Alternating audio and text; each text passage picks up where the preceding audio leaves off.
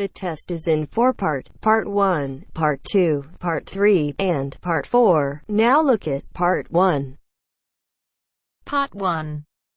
I'd like to make a transfer, please. You want to transfer some money?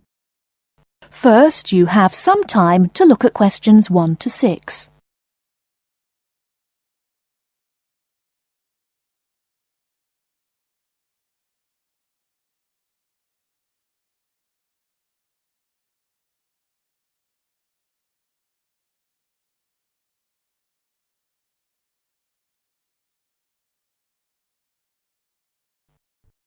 Listen carefully and answer questions 1 to 6.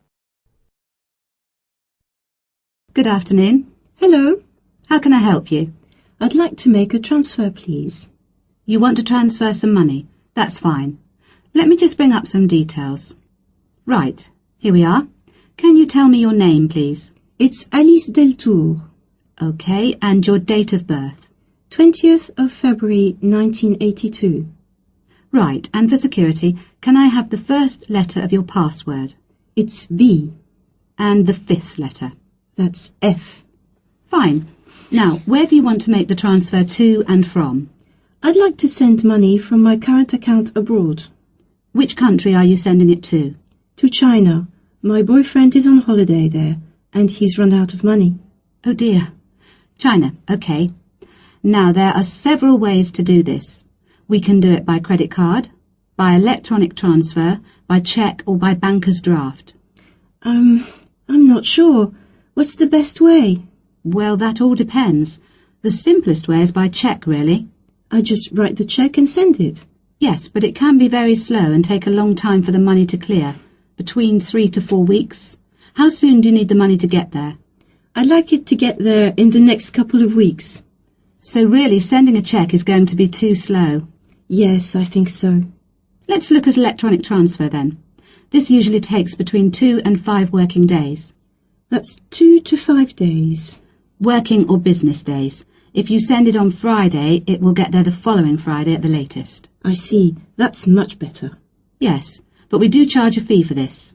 We charge a flat fee of £21, and on top of that, the receiving bank may charge a fee, and an agent may also charge you for transferring the money between banks. So, how much is it altogether?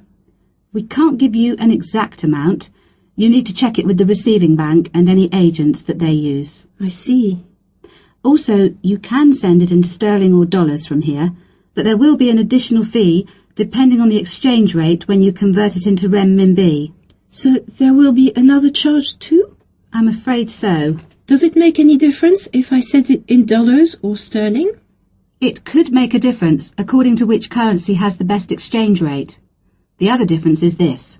If you send dollars, the amount goes through the US clearing system. We send the money to our branch in London. They then send it to our branch in New York, and the New York branch sends it to the bank in China. It goes all around the world then. Before you hear the rest of the conversation, you have some time to look at questions 7 to 10.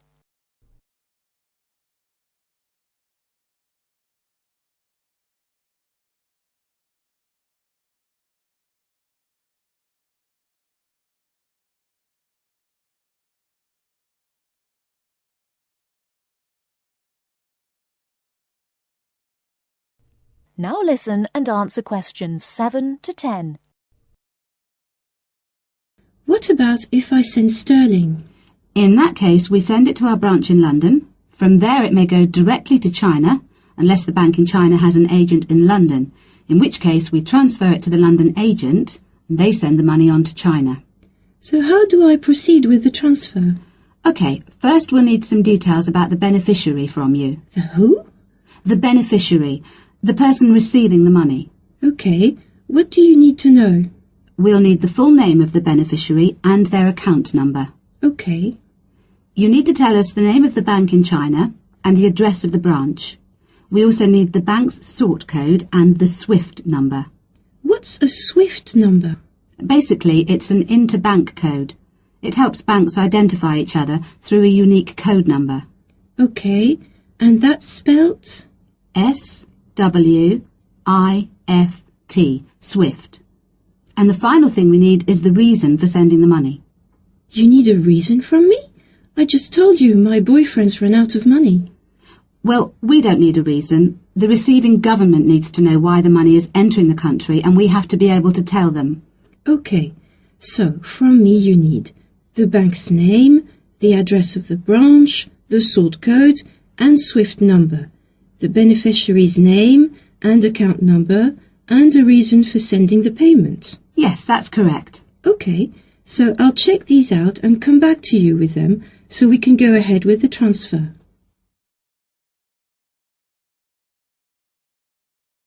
That is the end of part 1. You now have half a minute to check your answers.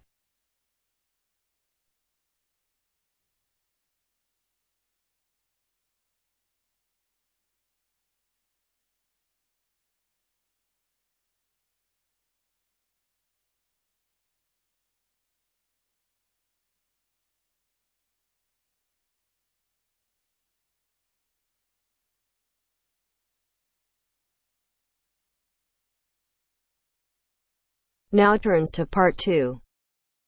Part 2. She's going to talk to us today about the pleasures of running her own business. First, look at questions 11 to 14.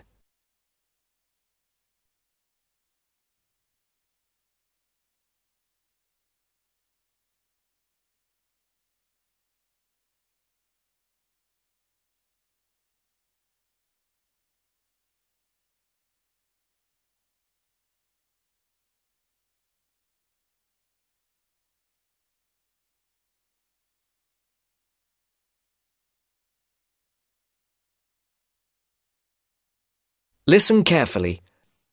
Good morning and welcome to this month's Small Business Club meeting. I'm very pleased to welcome Amy Lynn, who owns and runs a catering business in the local area. She's going to talk to us today about the pleasures of running her own business. Amy. Thank you very much. Now, I started my business 2 years ago, selling very high-quality ready-made meals using all organic ingredients sourced from the local area. And I have to say, it has been the happiest time of my life, with sales doing extremely well. I've had to work very hard, and this has meant a rather limited social life. But I really value the fact that I'm my own boss, and I can decide what I do, when I think I'm ready to try something new and creative, and when to continue with what I'm doing, and so forth. Now, I got the idea to produce these dishes when I was visiting a local supermarket. And I looked at what was on offer in the ready meals section.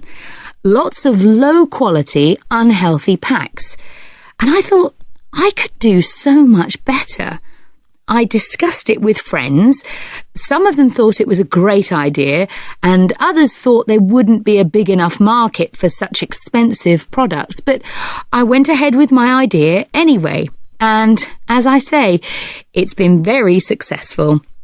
At the moment, I employ 2 people, one to help me with the actual preparation and cooking, and the other to work on the financial side, doing invoices and accounts and marketing. My business is expanding, but I'm not ready to employ anybody new just yet. At the moment, I'm negotiating with a local organic farmer who would like to sell my meals at his farm shop. We've already agreed that I will sell in his shop in the new year, but I just don't know how much. It probably won't be enormous. My sales in total at the moment are only about £7,000 a month, and at least for the next few months, I don't plan on increasing that. I think the thing which will make me take on new staff is if I just feel too exhausted and stop enjoying what I'm doing. And plans for the long-term future are a little vague at the moment. I've been thinking that in a couple of years' time, I'll start to sell on the internet. My sales will increase quite a bit. I won't advertise because that might mean I would expand so fast that I couldn't continue to use all organic ingredients, and I'm very anxious to go on doing that. But I think I'll need a bigger kitchen and packing area, otherwise we'll get very cramped. Before the broadcast continues, look at questions 15 to 20.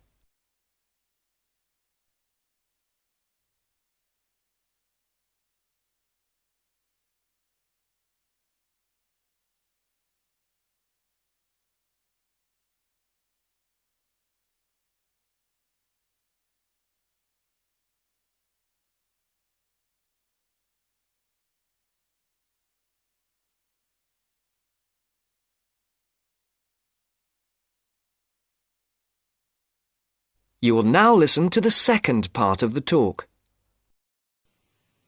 Now, I've emphasised how much pleasure I get out of running my own business, but of course, one of the quickest ways to lose heart is to try operating without sufficient capital. So, in the second part of my talk, I want to share with you how I got enough money to finance my business. The most significant part of my capital came from a grant from the Small Business Agency, or SBA, as everyone calls it. And this is how you go about getting it. The first thing you have to do is to draw up a business plan. Now, don't make this too long and complicated. I would say it should just be up to 2 pages in length. I've seen some people's efforts go up to 10 pages. Well, frankly, I don't think anyone will read it if it's that long. The next thing is it's worthwhile getting it checked. Now, don't rely on an accountant for this. Your best bet is to go to your bank and get them to look through it. Only if they're happy should you go ahead with your application.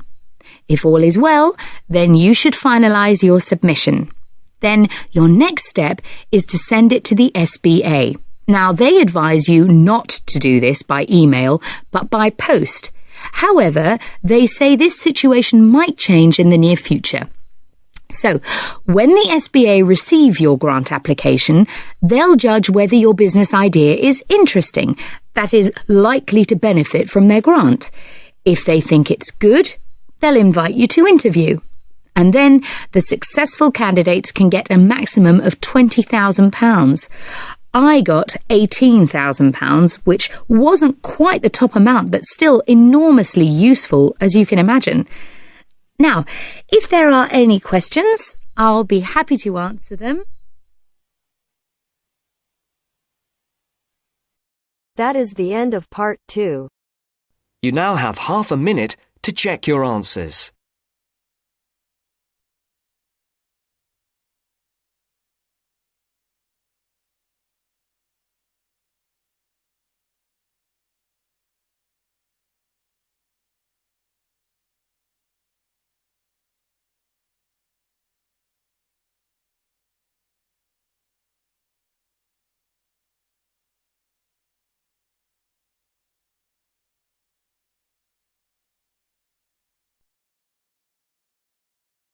Now turns to part 3.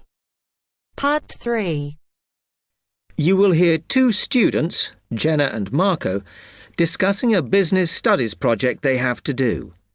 You now have 15 seconds to read questions 21 to 24.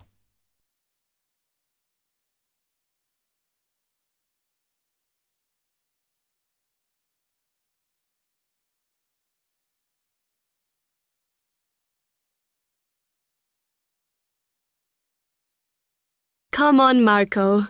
We've got to get on and sort out this project for Professor Buckley. Hang on. I want to make sure we've got all the information. Now, where are we? Well, today we need to sort out exactly what we're going to do and how we're going to divide the work up. Okay. How long have we got, by the way? The end of term is April 6th. And he said to hand it in on week 8, so that's March 25th at the latest, because the beginning of that week is the 21st, so not long. Right. Have you got the notes there? Yes. He wants us to do a fairly small-scale study, like the last one, on whether or not businesses were offering more benefits to staff. And we've now got to look at the rise in older workers. It should be fairly straightforward. Yeah, as long as we keep it small. Who's marking it? I don't know. Sometimes he gets the PhD students to mark it for him. Oh, actually, it just says here, a senior lecturer. I suppose it's too much for Professor Barclay to do them all. Yeah. Anyway, how are we going to go about this? Well, we have to decide how big we want it to be and who... Yeah, but I think we must sort out a timetable for the project. Otherwise, nothing will get done. Okay. Do you want to do that? All right. I'll do it as soon as we finish here. Before you hear the rest of the talk, you have some time to look at questions 25 to 30.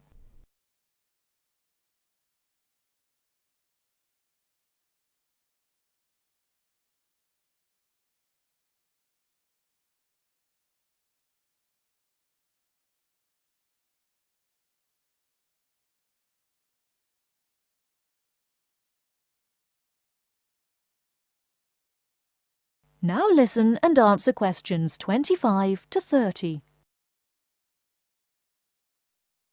Okay, what do we have to do now for the project? What's the best way to go about it? Well, Professor Carter suggested we set up a focus group to get some in-depth interviews, but I think that'll take a lot of time. Yeah, I agree.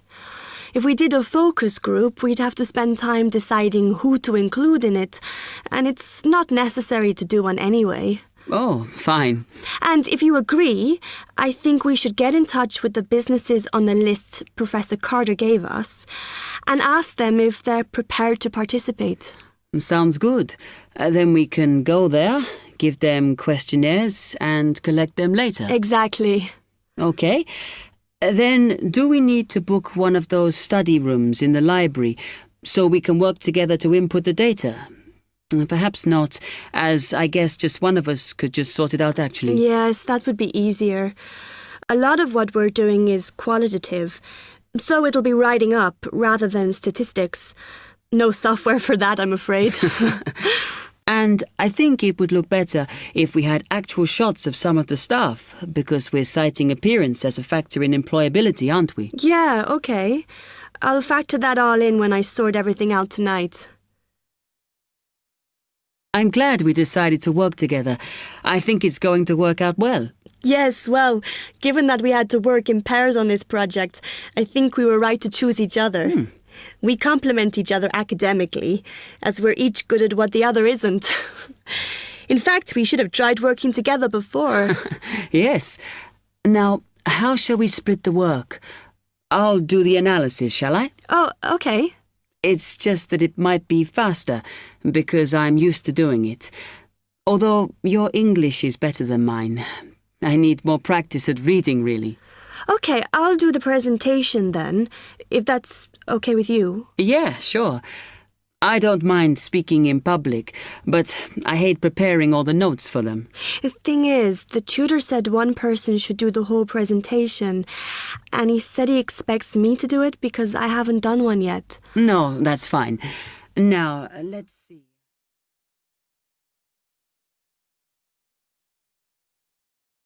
That is the end of part 3. You now have half a minute to check your answers.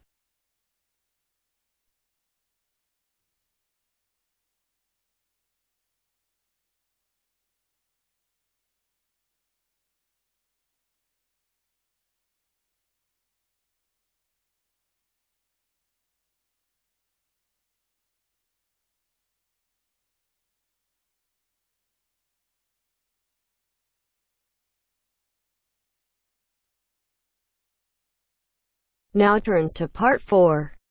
Part 4. For my project, I chose to look at a subject which has interested me for a long time.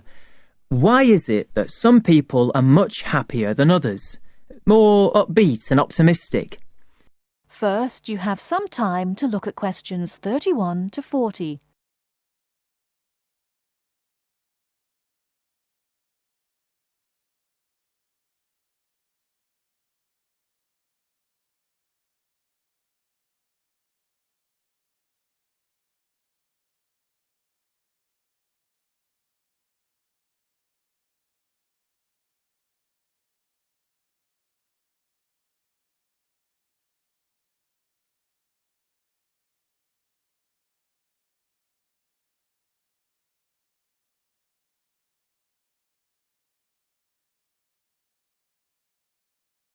Now listen carefully and answer questions 31 to 40.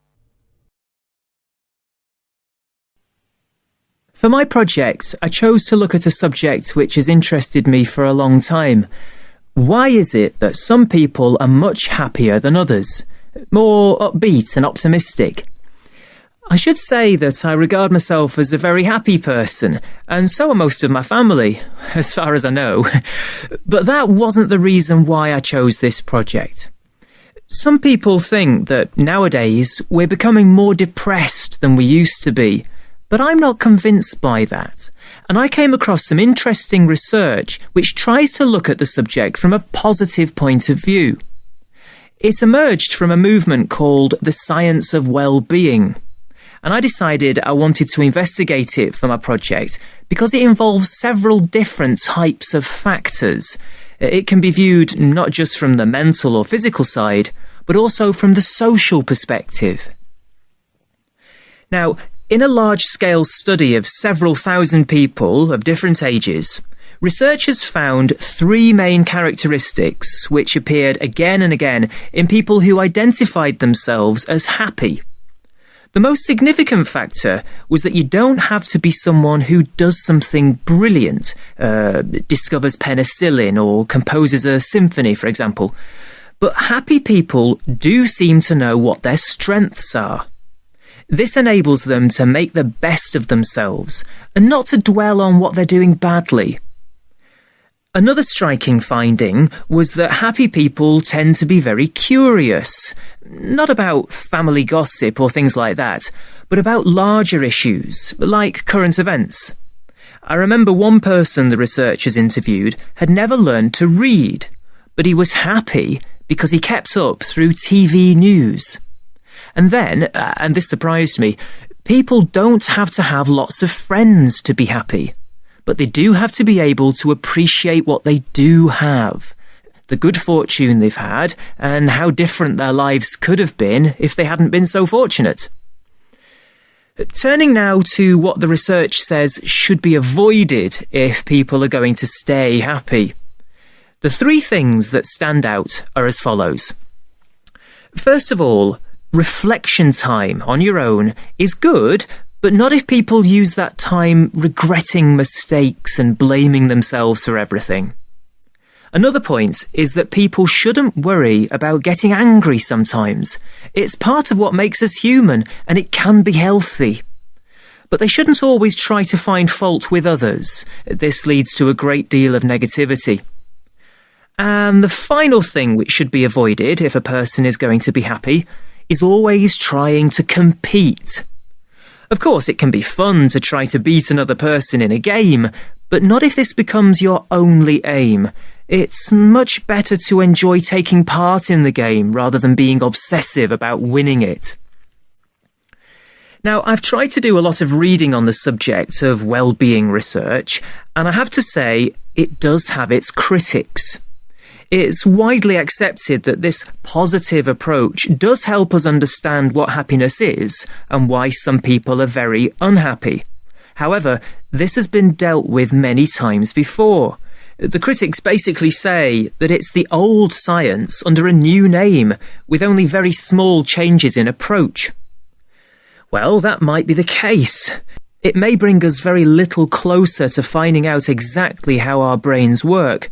But I think that sometimes even a very small change in perspective can bring real and long-lasting benefits.